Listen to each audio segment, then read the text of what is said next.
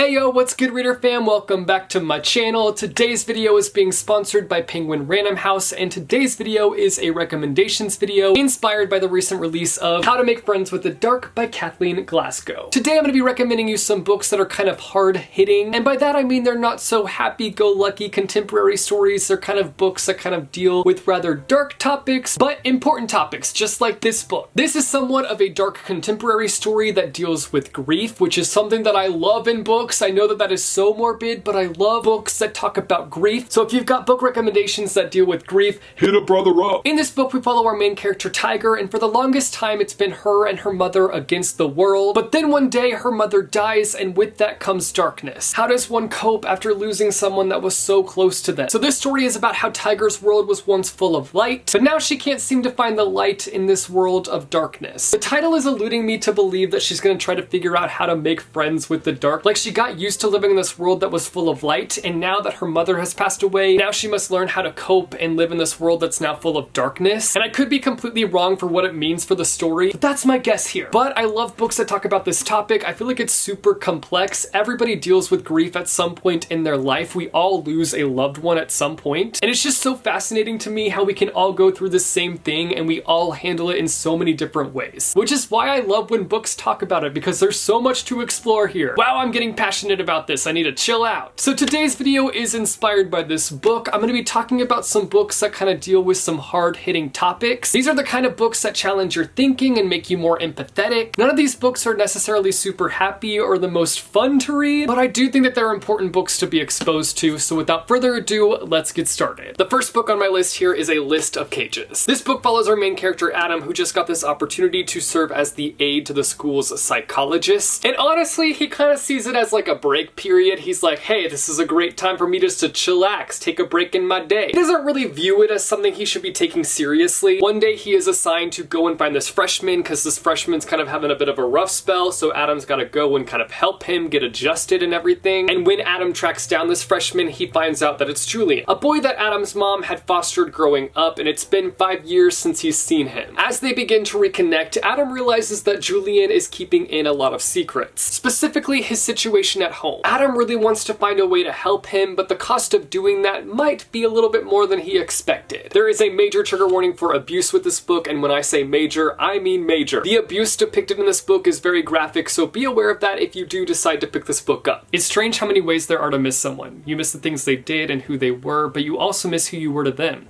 The way everything you said and did was beautiful or entertaining or important, how much you mattered.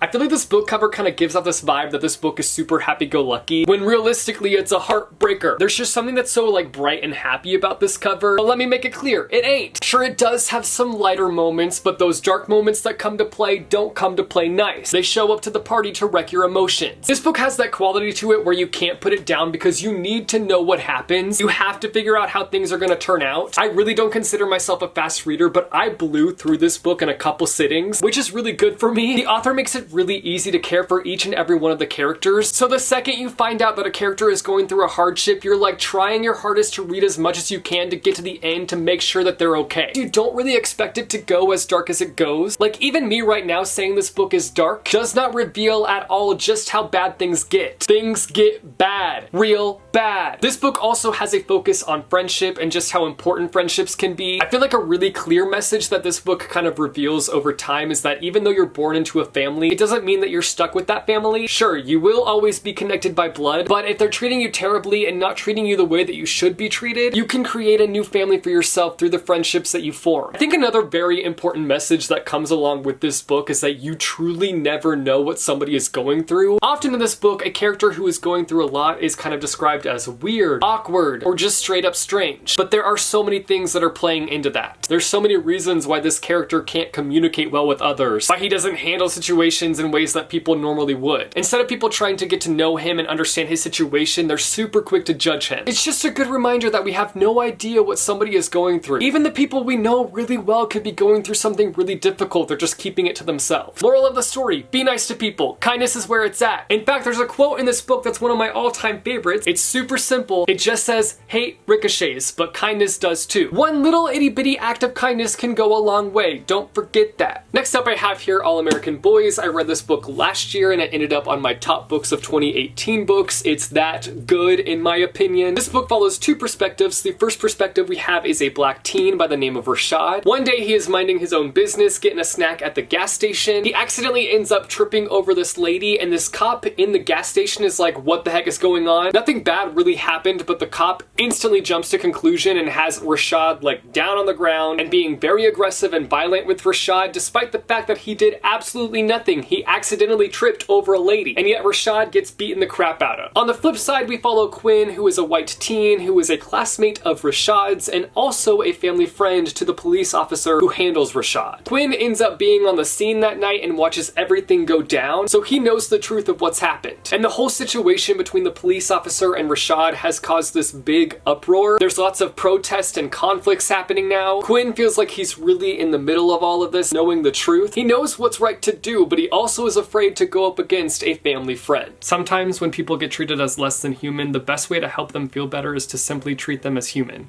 not as victims, just you as you. Rashad Butler, before all this. This book deals with police brutality and racism, which are two things that are tough to talk about, but are super important to talk about and think about. There's a strong message of doing what's right in tough situations in this book. We have our main character Quinn, who knows exactly what happened that night, but he's battling whether to speak up because it will go up against his family friend. And he's really afraid of ruining that connection. We're taught to protect our friends and to remain loyal, but at the end of the day, if they mess up real bad, and I mean real bad, we gotta speak up and not let that slide. This is the kind of book that will have you reflecting. It'll make you take a look at your own life and think about the messages that pop up throughout this book. I highly recommend checking it out. Next up I have here See You at Harry's. This book follows our main character Erin, who is feeling kind of neglected by her family. Her dad is constantly consumed by the family business, his restaurant that he owns, and how to make it poppin', how to make it popular. Her mom has her eyes focused on keeping everything within the family balanced. Her sister is always off in her own little world, and her brother is focused on relationships. And her baby brother is the one that gets the most attention. When tragedy hits their family, all priorities kind of shift. They can either come together to overcome this obstacle or let it completely break their family structure. For someone who is invisible, why am I the only one in the family who can't seem to master the art of disappearing?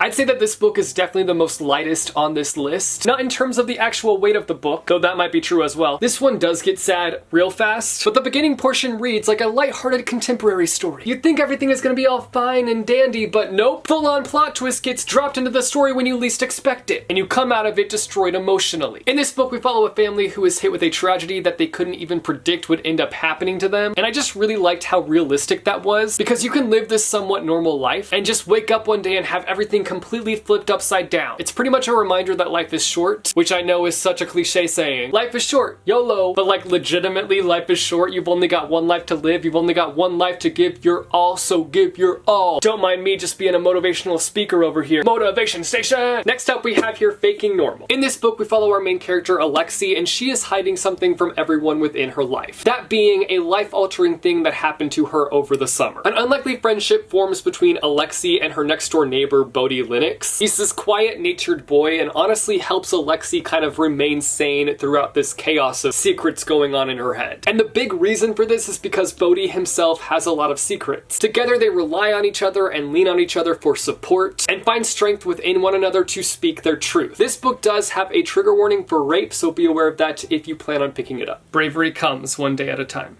This book has one of my favorite tropes ever, and that is an unlikely friendship. Bring two characters together who are complete opposites and have them end up becoming the best of friends. Hi, yes, I'd like a large order of that, please. Can I also throw in a side of friends to lovers, please? I think as a whole, the friendship aspect in this book is my favorite part of it. They challenge each other, care for each other, encourage each other to speak up. And in my opinion, a good friendship is one where the other person is challenging you to be the best you that you can be. And I felt that challenge with this friendship. While this book does cover a dark topic, it does so in a very respectful way. And we more so see the aftermath of this event that's happened and how this character is coping with it. It also causes a lot of complications with the characters because of how everything is connected, which is actually something that I completely forgot about with this book because holy crap, crazy stuff happens towards the end. No spoilers! It's really fascinating seeing how everything kind of interlocks towards the end of the book. That's all I'm gonna say. That's all I'm gonna say. You'll have to read this book to find out what I mean. Lastly, I have an adult book to throw into the mix, and that is The Kite Runner. This book follows Amir, who grows up in Afghanistan, and it honestly is a book book just kind of following him growing up, and you see and uncover all these different things that he's been through and how he kind of handles himself. We've also got Hassan, who is Amir's childhood friend, and Hassan is a very important person in Amir's life, but they also have this really interesting relationship because Hassan is Amir's servant. They go through a lot together, and I mean a lot. Like, they go through a lot. And I feel like this book is really about kind of the aftermath of the things that they go through, seeing all these things that they go through, how it affects them and how they come out of it and how it affects their relationship. I feel like there's so much more that goes into the story, but I feel like for me, their friendship and their character development was my favorite part of this book. So I guess that kind of gives you an idea as to what you're going to get with this book, but know that there is so much more to it. Also note that there is a trigger warning for rape with this book, so if you plan on picking it up, be aware of that. There's only one sin, and that is theft. When you tell a lie, you steal someone's right to the truth. It's been a hot minute since I've read this book, but I still think about it often, and I think that's a good sign. That means this book has truly left a mark on me. Something that I really like about this book is that it covers a long course of time. While it's definitely not a slice of life story because we do see a long period of time, we kind of get like chunks of the characters' lives, and I really like that. You really see how things have kind of affected the characters over time, how they're handling things that happened to them when they were kids. I also found the friendship aspect in this book really interesting because there is kind of a power imbalance because one is a servant to the other, but they still love and care for each other like brothers. I remember this book just draining me emotionally. I read this book for a college course and I just was not expecting to be drained of my emotions, but it pretty much felt like a punch to the gut. So if you want your gut punched, here, read this book. Those are all the book recommendations I have for you guys today. Again, this video was inspired by How to Make Friends with the Dark, which is on shelves now, so if it sounds interesting to you, then be sure to go and pick it up. You guys should let me know down below in the comments if you have any book recommendations for books with hard-hitting topics. Let me know what those books are and why you like them so much. If you like this video, be sure to go and hit that like button. If you want to see more bookish content from me, be sure to go and hit subscribe or go and hit that bell icon and you'll be notified every time I post new videos. As always, thank you guys so much for watching. I hope your day is bright and that tomorrow is brighter.